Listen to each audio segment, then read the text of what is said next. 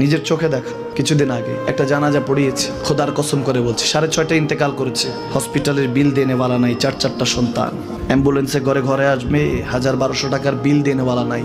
কি বুঝলেন? ক্ষণস্থায়ী দুনিয়া।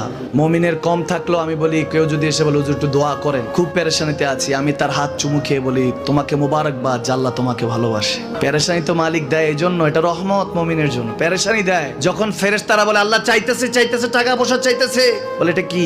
বলে ফাসেক, দে বিদায় কর। তার চাওয়া চাই, বিরক্ত লাগে, বিদায় কর, কি লাগে দে। মুমিন যখন চাইতে থাকে আল্লাহ আমাকে কিছু লাগবে, যখন একটু করে চায় আমার মাটাকে সুস্থ করে দাও, বাবাটাকে আল্লাহ আমার স্ত্রীকে, আমার আমাকে একটু তৌফিক দাও, চাইতে থাকে মুমিন। আল্লাহ বলে যখন ফেরেশতারা দেখে মুমিন চাচ্ছে, দেরি করতে পারে না, তাড়াতাড়ি খাজানা নিয়ে দিতে নেবে, আল্লাহ বলে রাখোস না, এত তাড়াহুড়া কিসে? তার চাওয়ার মধ্যে তো প্রেম আছে, একটু চাইতে দেস না। থাকুক না মুমিন আর একটু পেরেশান, থাকুক না, থাকতে দেস না।